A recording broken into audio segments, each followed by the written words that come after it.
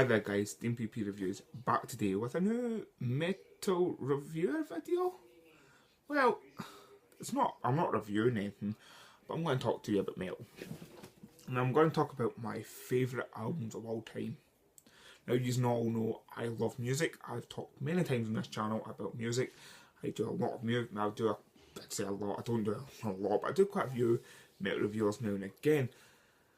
And so, for you to know who I am and what type of music I associate with, even though I've talked about them a lot of times, I'm going to talk to you about my favourite albums of all time. Now, I've got 6 here. I was going to do a top 5, but I couldn't talk about my favourite albums of all time without picking 6, because there's 6 albums that basically are my top 5. Yeah, these are probably my top 6. These are probably my top 6 favourite artists of all time as well. So I had to put 6 albums in. So first of all, at 6. Well, I say 6. The only ones I can't decide where this would go, but this is one of my favourite. I know my top 2, but this is probably one of. I'll say this is 6. This is Pantera, Cowboys from Hell.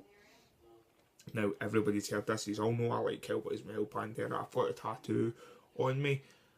I love this album. I wasn't a big Pantera fan actually growing up. I didn't like Pantera growing up. I first got into them playing Guitar Hero 1. And I've talked about this before I think, so I'll just go over it briefly.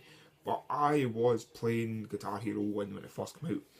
And when it came to playing the song Cowboys from Hell that was on that album, on that game, I'd have to turn down, I would either mute the TV or go down and physically turn down all the guitar and all the music and all that. And then I was playing it and it was getting annoying not being able to hear him, so I turned the sound up on the guitar and the band, but kept the singer down because I didn't like Phil's Emo. I wasn't too sure of his sound. Sitting there playing and the guitar work was getting better and I was really enjoying this guitar work and playing this song. I played this song over and over again just to listen to it. And I thought, I'll give the song a listen to, because everybody would know about this Pantera band, how great they were. It's like, put the sound up, it's like, put it up. And now I can't get enough of the band. Cowboys from Hell was probably one of the best songs I've ever heard from the band, and this album is just. Everybody would say Vulgar Display of Power is a better Pantera album, but for me, I'd say it has to be Pantera Cowboys from Hell. Cowboys from Hell is it's a groundbreaking album. It changed music. It was just brilliant, and that's the reason it's one of my top 6 favourite albums. Next up is this album that I listened to as a very young kid. I listened to this when I was like 7 or 8. This album got me through a lot of things, and that's probably why it's on my list. This is Limp Bizkit, Chocolate Starfish and a Hot Dog Flavoured Water. Now people will be like, wait, what? There's sort of an album called Chocolate Starfish and a Hot Dog Flavoured Water got you through a lot of things, but yeah, it didn't. I got bullied quite a lot as a kid, and really I didn't fight. I had a lot of anger built up inside, and this album helped me get the anger out. Songs like Phil Nelson and My Generation and even Hot Dog Swearing Away to It was that little bit of rebellion in me. That bit of me getting my anger out just because how much anger was built up inside me. This helped the anger. And that's the reason this album means so much to me, and that's the reason I put it in my favourite albums of all time. I haven't got a Limp Bizkit tattoo at the moment. I will have soon. I don't know what I'm going to go for, but I'll have a Limp Bizkit tattoo soon, hopefully. Number 4. It's an album that a lot of people wouldn't put as a top favourite album, and to me, it's not the best album from this band, but it's my favourite album from this band for personal reasons. It is Slipknot Volume 3 Phenomenal Verses. Now, I understand why people would say this isn't the best album, because the best album from Slipknot is Iowa. Hands down, I'll even say the best album from Slipknot are Iowa. But I hold this up to be my favourite album of them all, because I didn't like Slipknot. I'll again with Pantera, I did not like Slipknot. I got back in the day, back when I was younger, I keep saying back in the day, back when I was younger, my mum used to go buy me band t-shirts, band hoodies, and to get me something, she didn't just go and get me or ask me, she asked my sister what type of bands I did like, what I'll get her, or sometimes she just gave Joanne the money to go get me it. And one Christmas, I opened up my presents. I was like, hey, band t-shirt, because that's what I asked for that year. I asked for band t-shirts. I opened up and I got a Slipknot hoodie. And I actually great. I was like quite young. I was like 8-year-old, maybe 9. And I great because I didn't like Slipknot. I was really angry at the fact I got a Slipknot thing that I didn't like Slipknot. Slipknot scared me. I didn't like Slipknot. I didn't like Slipknot. I love Slipknot now. I don't even know. It was just something about them I wasn't sure of back as a kid. They weren't a band. They weren't for me as a kid, though. That was the whole point. I was too young for them. They weren't designed for somebody like me.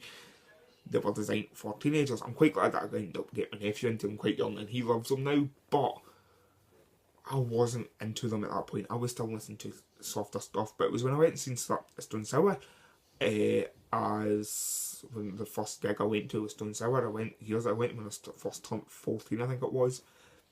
My sister took them and I loved Stone Sour. I loved Corey Taylor's voice on it. That's why I sometimes, if I say my favourite bands, I put Slipknot and Stone Sour together, because it was Stone Sour that got me into Slipknot, and because of Slipknot I love Stone Sour even more. But I went home and I listened to it. I picked this album up. Funny thing about this album, I picked this album up at a Christian camp. I went to a Christian camp for years. I went to Christian camp every summer. I went to a Christian camp, and every year on one of the days we went to like a shopping centre or somewhere shopping.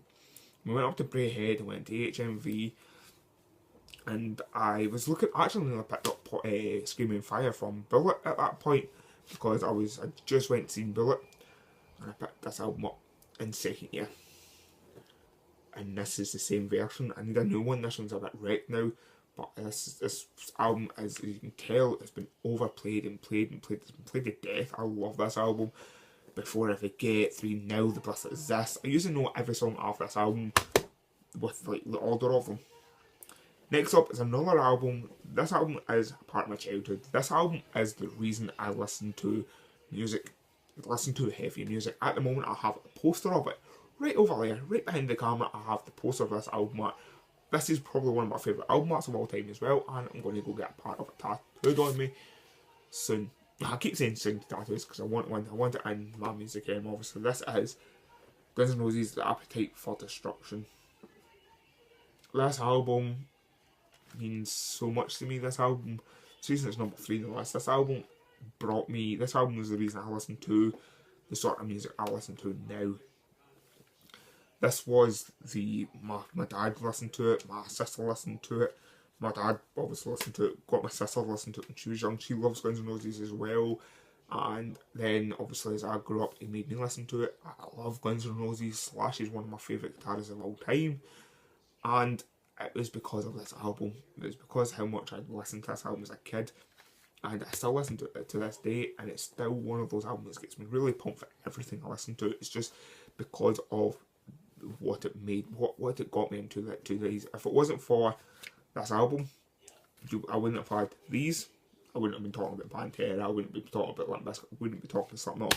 I wouldn't be talking about the next 2 art bands, because I probably wouldn't like metal. I wouldn't like heavy stuff if it wasn't for Guns N' Roses, because Guns N' Roses was my gateway into heavy music. A lot of people have these gateways. Like, a lot of people listen to like AC/DC for their gateway. I listen to AC/DC here.